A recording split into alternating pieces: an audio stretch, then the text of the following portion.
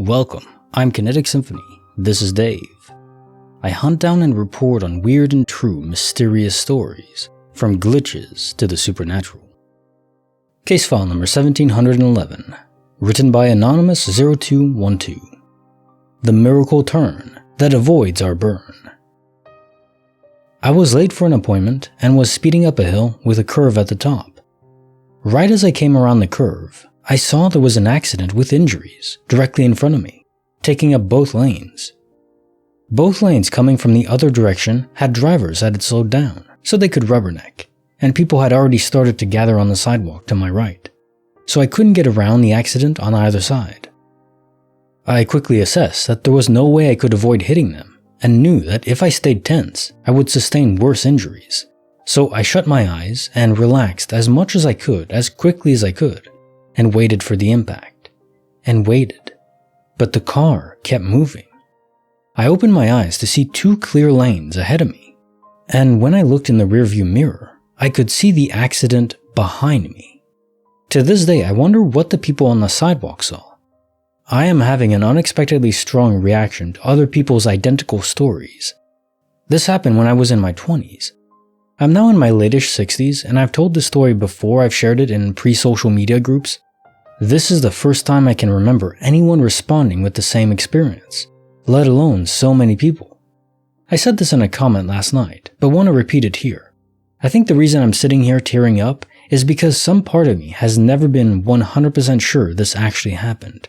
I mean, come on, growing up in white American culture, especially being born in 1957, how do you make sense of something like this? How could this be real? So finding out that even a relatively small number of other people have experienced the exact same thing is finally confirmation that it did indeed actually happen. I mean, the chances of me completely imagining every detail of something so specific that I had never heard of or dreamed about before, something supposedly so impossible, and then finding out it happened to a bunch of other people, but never really happened to me?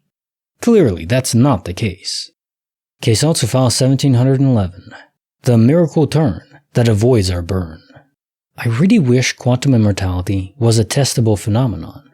All we can have now are accounts of where it happens to someone per their experience, which is good, but you can never confirm it for yourself, unless you're in that kind of environment where an accident or something was supposed to kill you. You know it, there's no way to avoid it, and yet it doesn't.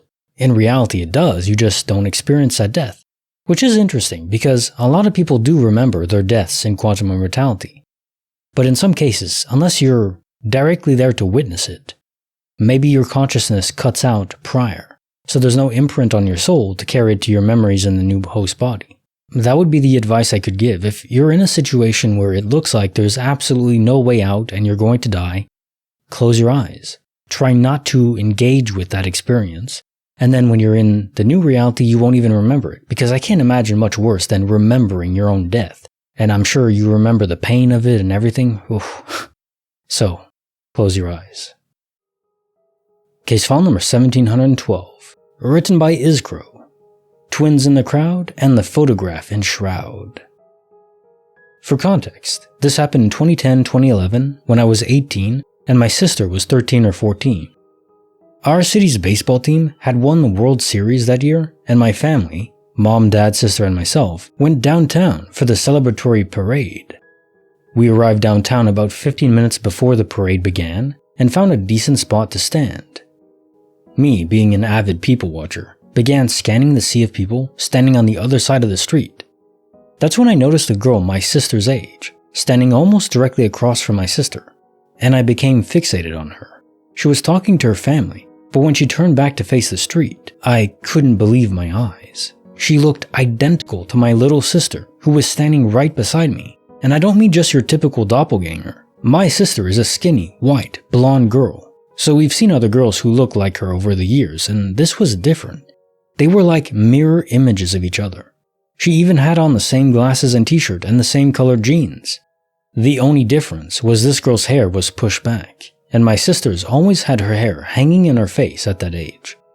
I was a bit speechless for a minute, and then got the attention of my parents and said, "That girl over there looks exactly like Brenna." Fake name.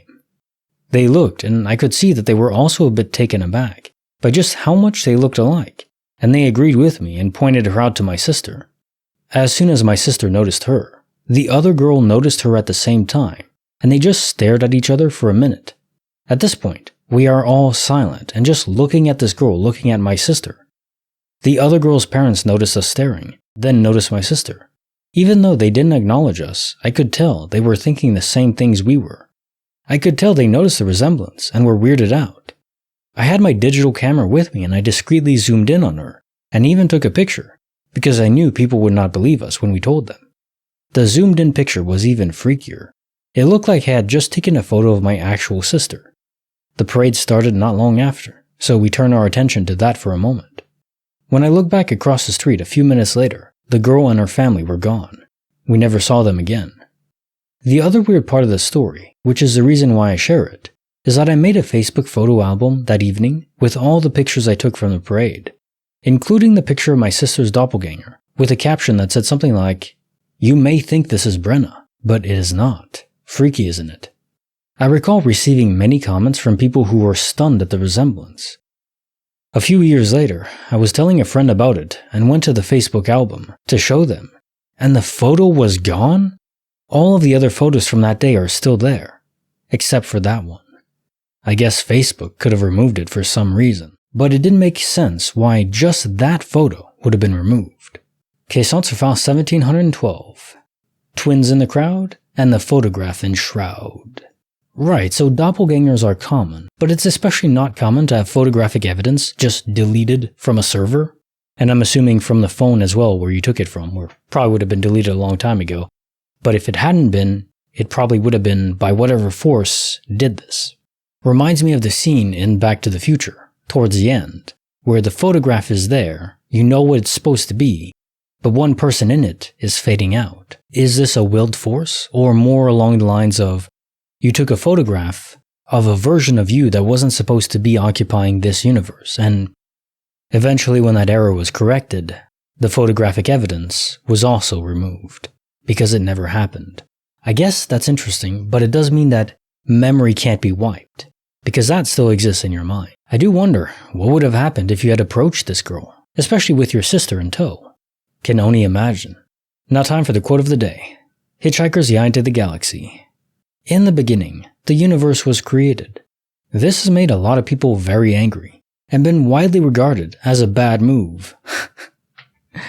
I do love that quote. It is kind of silly. The movie is somewhat cynical, and I wouldn't say pessimistic or nihilistic, but it does make you feel like, oh wow, we as humans don't really matter much, do we? Now on the cosmic scale, that might be true. But I'm still glad the universe exists, with one caveat. As long as it's not infinitely repeating, as in it expands and then contracts back to itself and then reoccurs exactly the same way. That would suck, because so many people have terrible lives that are not their fault. Born with diseases or in war-torn countries. You know, what of the children born in North Korea now? They didn't choose that fate, and there's really no way around it. So yeah, an infinitely repeating universe would be hell.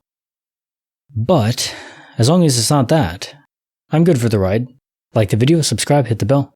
Kinetic Symphony signing off.